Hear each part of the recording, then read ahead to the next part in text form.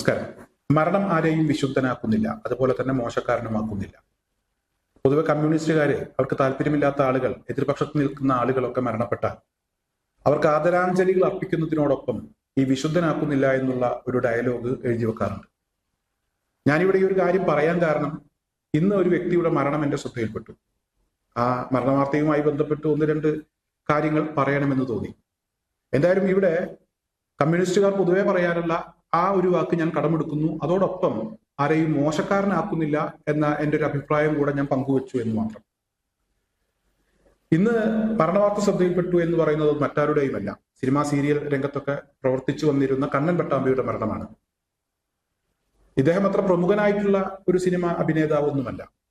Major Ravi എന്ന് പറയുന്ന കണ്ണൻ പട്ടാമ്പിയുടെ സഹോദരൻ, ജ്യേഷ്ഠൻ, അദ്ദേഹത്തിന്റെ പേരിലാണ് ഈ കണ്ണൻ പട്ടാമ്പി പൊതുവെ അറിയപ്പെടുന്നത്. മേജർ രവിയുടെ സിനിമയിൽ പ്രൊഡക്ഷൻ കൺട്രോളറായിട്ടൊക്കെ കണ്ണൻ പട്ടാമ്പി പ്രവർത്തിച്ചിട്ടുണ്ട്.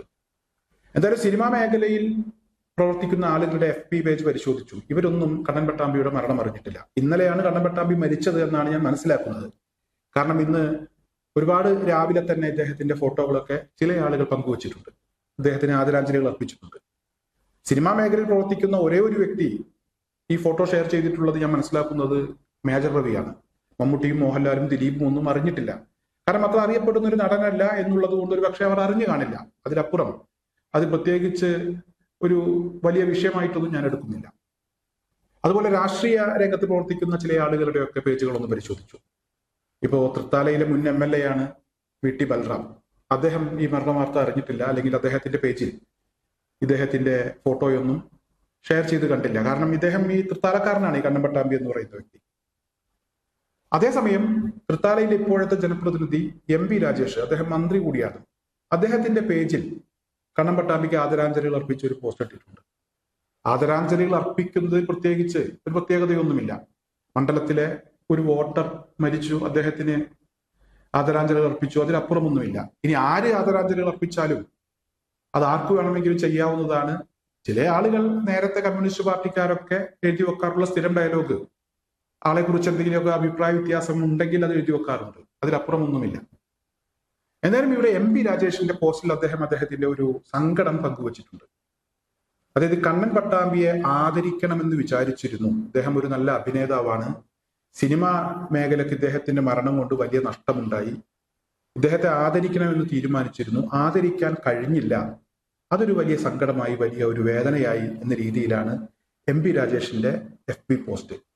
ആ പോസ്റ്റ് വായിച്ചപ്പോഴാണ് എനിക്ക് ചില കാര്യങ്ങളൊക്കെ ഒന്ന് പറയണം എന്ന് തോന്നിയത്. എന്തായാലും MP രാജേഷിന്റെ ആ പോസ്റ്റ് ഞാൻ ഒന്ന് ഇവിടെ വായിക്കാം.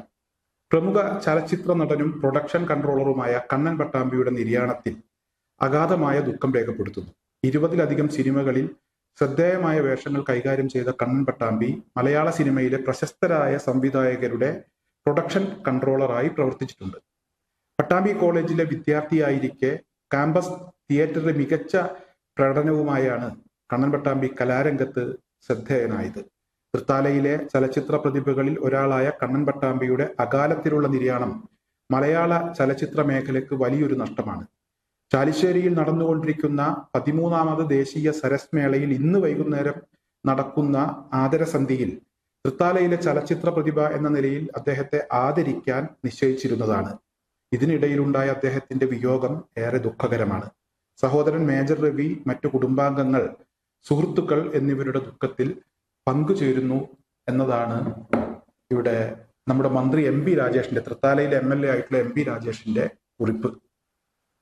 അതായത് വലിയ ദുഃഖവും അതുപോലെ തന്നെ സങ്കടവും അദ്ദേഹത്തിനുണ്ട്. ഒരു മനുഷ്യന്റെ മരണം ഒരു മനുഷ്യന് സങ്കടം ഉണ്ടാക്കുക എന്നുള്ളതൊക്കെ സ്വാഭാവികമാണ്, സഹജീവിയാണ്. അതേസമയം അദ്ദേഹത്തെ ആദരിക്കാൻ കഴിയാത്തതിലുള്ള വലിയ ഒരു വേദനയും ഇദ്ദേഹം പങ്കുവച്ചിട്ടുണ്ട്. വലിയ അഭിനേതാവാണ് എന്ന രീതിയിലാണ് ഇദ്ദേഹം ഈ ഒരു വേദന പങ്കുവച്ചിട്ടുള്ളത്. എന്നാൽ തൃത്താലയിലെ ജനപ്രതിനിധി എന്നുള്ള നിലക്ക്, ഒരു കേരളത്തിലെ ഒരു മന്ത്രി എന്നുള്ള നിലക്ക്, ഈ കഴിഞ്ഞ സമയങ്ങളിൽ കണ്ണൻ പട്ടാമ്പി അഭിമുഖീകരിച്ചിട്ടുള്ള ചില പ്രശ്നങ്ങളുണ്ട്. അത് MP രാജേഷ് മനസ്സിലാക്കിയിട്ടില്ല എന്നാണ് എനിക്ക് ഈ ഒരു കുറിപ്പ് കണ്ടപ്പോൾ മനസ്സിലായത്. അതുകൊണ്ട് MP രാജേഷിന്റെ ശ്രദ്ധയിലേക്ക്, അല്ലെങ്കിൽ ഈ പോസ്റ്റ് വായിക്കാൻ സാധ്യതയുള്ള ചില ആളുകളുണ്ടല്ലോ, അവരുടെയൊക്കെ ശ്രദ്ധയിലേക്ക് വേണ്ടി മാത്രം ഞാൻ ചില കാര്യങ്ങൾ പങ്കുവെക്കുകയാണ്. ഈ കണ്ണൻ പട്ടാമ്പിക്കെതിരെ കേരള പോലീസ് 11ഓളം കേസുകൾ എടുത്തിട്ടുണ്ട്. അത് സ്ത്രീകളെ അപമാനിച്ചതിന്റെ പേരിലാണ് ഏറ്റവും കൂടുതൽ കേസുകൾ. പട്ടാമ്പി പോലീസ് സ്റ്റേഷൻ, അതുപോലെ തന്നെ കുന്നംകുളം പോലീസ് സ്റ്റേഷൻ, എനിക്കറിയാവുന്ന ചില പോലീസ് സ്റ്റേഷന്റെ പേരാണ് ഞാൻ പറയുന്നത്. അതുപോലെ എരുമപ്പെട്ടി പോലീസ് സ്റ്റേഷൻ. ഏറ്റവും അവസാനം പാലക്കാട് ജില്ലയായ സ്വന്തം ജില്ലയിലേക്ക് കടക്കരുത് എന്ന് ഹൈക്കോടതിക്ക് കണ്ണൻ പട്ടാമ്പിയോട് പറയേണ്ടി വന്നിട്ടുണ്ട്.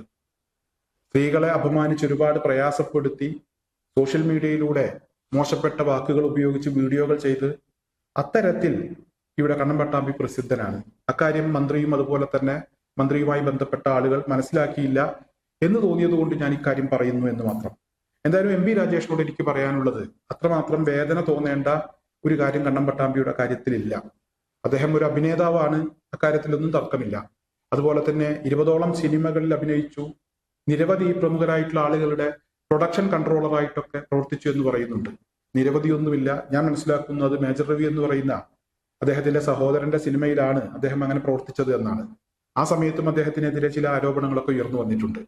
മരണം ഒരാളെയും വിശുദ്ധനാക്കുന്നില്ല എന്നുള്ളത് കൊണ്ട് തന്നെ അദ്ദേഹത്തിന്റെ മുൻകാല ചരിത്രം പറയുന്നതിൽ തെറ്റില്ല. ഇനി മരിച്ചതുകൊണ്ട് അദ്ദേഹം മോശക്കാരനാകുന്നില്ല എന്നുള്ളത് കൊണ്ട് ഞാനും അദ്ദേഹത്തിന് ആദരാഞ്ജലികൾ അർപ്പിക്കുകയാണ്.